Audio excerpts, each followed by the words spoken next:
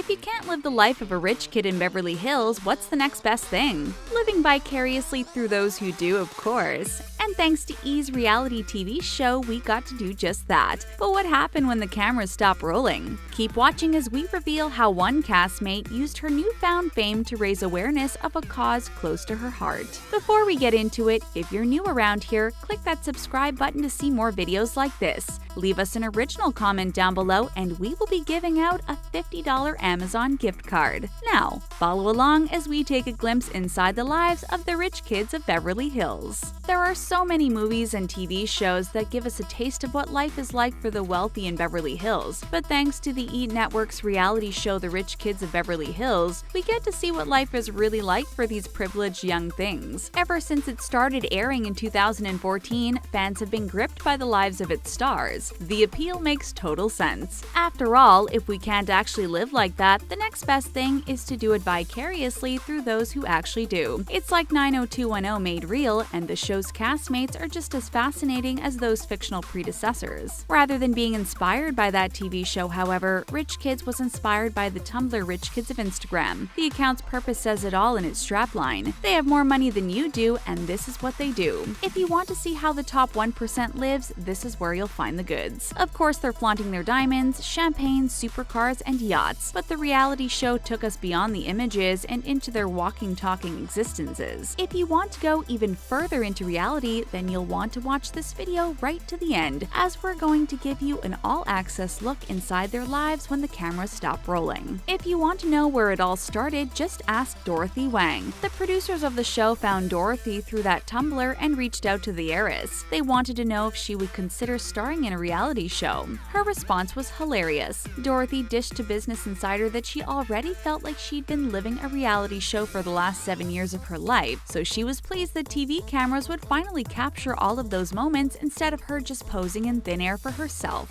Once Dorothy was on board, the casting directors wanted to bring in her outgoing friends too, and that's when Morgan Stewart got involved. The girls always knew they were destined to be on TV, it was just a case of waiting for the powers that be to get the message too. These two stars were so integral to the show that it was called the Morgan and Dorothy Project in the early days, so the producers gave the hard work to the BFFs and asked them to bring in their friends to round out the cast. If you're imagining a line of supercars parked around the block with rich kids all waiting for their turn to audition, then think again. There was no open call.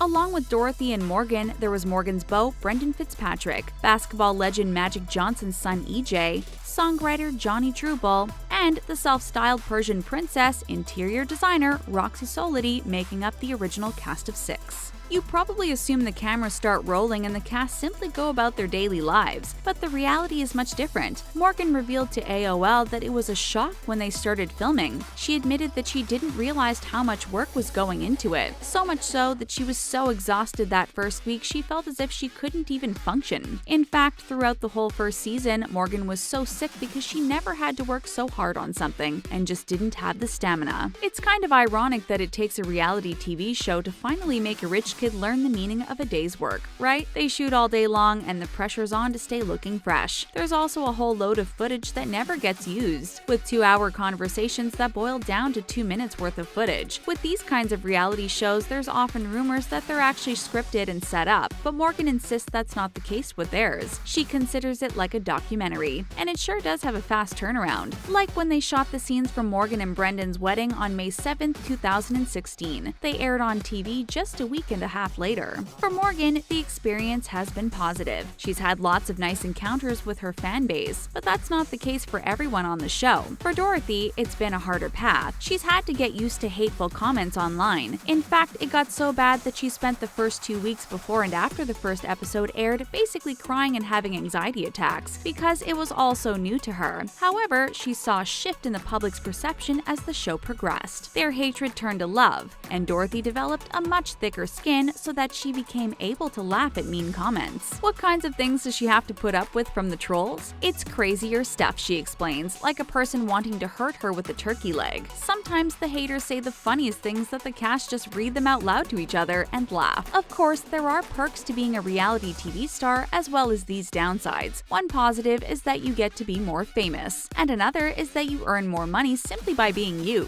But these young rich kids don't need to earn their own money. After all, if you thought they were wealthy, just wait until you learn how much their parents are worth. Let's start with Dorothy. Her estimated $10 million fortune comes courtesy of her father. If you thought $10 million was a lot, then prepare to suck in your breath as we reveal that her dad has a $4 billion retail real estate fortune. Roger Wang's money comes from his chain of malls through his company, the Golden Eagle International Group. So, was Daddy Wang supportive of Dorothy's TV venture? She says he was in fact the most supportive out of her family. Although he would never do it, he thought Dorothy would enjoy it and be good at it because she has an interesting story to tell and is so much more than just a rich kid. Morgan is the next richest castmate, worth an estimated $5 million.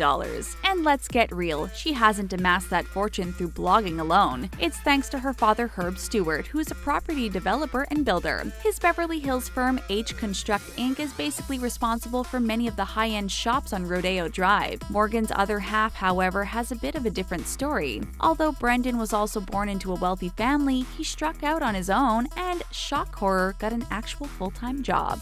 Instead of college, he went straight into real estate and earned his own dollars. Props to him, right? Like Brendan, Roxy is making her own money too. Roxy's father, Sam Solity, runs the printing company AccuPrint, but she doesn't just live off her family's fortune. After all, they cut her off at the end of the first season of the show. So instead of an allowance, she needed her interior design business to bring in the cash. The same goes for Johnny. Sure, he came from a privileged background, that's a given really, but he doesn't go flaunting it unlike some of his castmates. He's from the East Coast, and he says that's why he has an attitude of, if you have money, don't talk about it. He'd been working really hard to live without his parents' support for quite a while before the show started. He moved west to pursue his music career. While Johnny's parents are a mystery, the same most definitely can't be said for EJ's folks. He has the most famous parents of the original 6 cast members, with former LA Lakers basketball legend Irvin Magic Johnson, his dad, and fashion designer Cookie Johnson, his mom. Not content with making a lot of money in sport, EJ's father became an entrepreneur by founding his own company Magic Johnson Enterprises in 1987, and he's amassed quite the fortune over the years. However, EJ isn't living in his dad's shadow, thanks to his role on the show. EJ was outed by TMZ in 2013 and took the opportunity to show the world who he really is on the Rich Kids of Beverly Hills. Just weeks after all the press attention, EJ got himself a manager and was talking to MTV and Bravo about doing a reality show. EJ explains he'd seen what the Kardashians had done with their show and thought to himself he could do that too. It must have been fate, as it was the same time that Dorothy was filming early scenes for Rich Kids. She invited him to a pool party that was being filmed for the show, which was still in its The Morgan and Dorothy project days. EJ signed up to be a reoccurring guest star, but had some concerns when E renamed the series The Rich Kids of Beverly Hills. He kept with it, however, and quickly earned a reputation as the most likable character on the show. He became a regular in the second season. After season 4, EJ got his own spin-off show, EJ NYC, following his adventures in New York. It only lasted 6 episodes, however, as he clashed with the producers. EJ was disappointed with how the show portrayed him. He revealed he didn't even recognize that person, and the show wasn't what he wanted at all. Of course, like any successful reality show, The Rich Kids of Beverly Hills needed to widen its cast as the seasons progressed. And so in came new blood like David Hasselhoff's daughter, Taylor Ann Hasselhoff. You might assume she just spends all her time living off her famous actor of a father's fortune and making music videos. But if we delve further inside her life, we discover that she's had some pretty interesting jobs in her time. Like being a certified spin instructor. She even taught for 2 years in Hollywood. That was until her schedule got to be a little too crazy. Her first ever job was being a dog trainer. Even when she started shooting the show, she still worked for some of her clients because she loved doing it so much. Speaking of dogs, another later addition to the cast got her pet Puchin on a whim. Fashionista and lifestyle blogger Bianca Espada bought her Boston Terrier Cha-Cha when she was on a college break. She just walked into a dog store and brought her home, and then her parents were so shocked they didn't talk to her for a few days. But of course, they eventually fell in love with Cha-Cha. Bianca got her part on the show in season 4 when the producers were looking to widen the pool. She'd been friends with Dorothy and Johnny for years and even grew up with Brendan. Her brother was Brendan's best man at his wedding to Morgan. Morgan, so it made sense that Bianca was brought into the show. Did you know, though, that she was originally interviewed to do season 1? That didn't work out, but the stars aligned a few seasons later and Bianca was available to do the show. It was short-lived, however, as the show got cancelled after that 4th season. So what did the castmates move on to next? We know that EJ went on to star in his own spin-off. As for Dorothy, she went on to star in E's celebrity dating show Famously Single. Morgan and Brendan got to enjoy married life off-camera for a while, and that takes us to the less well-known other side of Morgan, which is all about her family life. Amongst all the shopping and mindless fun that Morgan enjoyed on camera, she also made sure she used her newfound fame for good, and that was for the good of her family too. Morgan was able to use the show as a platform for mental health awareness. Her brother was diagnosed with schizophrenia at 19, so Morgan saw the effects firsthand while growing up. Rather than shying away from the subject, Morgan got involved with the National Alliance on Mental Illness program instead. That helped her learn how to deal with the situation and become more knowledgeable about mental health issues. Morgan revealed that it was important for her to finally feel informed and to also be able to talk about her brother without any shame or embarrassment. Speaking about the program, Morgan said it really helps families cope with the hard truths about mental illness. And so she now uses her fame to help raise awareness. She hosts events that aim to destroy the negative stereotypes that can be associated with the sickness. You can say what you like about these rich kids of Beverly Hills, but surely no one can refute what a great cause Morgan is working with. It just goes to show that no matter how privileged you are, you still face struggles. And it's how you deal with them and move forward by helping others that's worth more than millions in the bank. Were you shocked by the lives of the rich kids of Beverly Hills? Let us know what you think in the comments section below, and don't forget to like this video. Thanks for watching!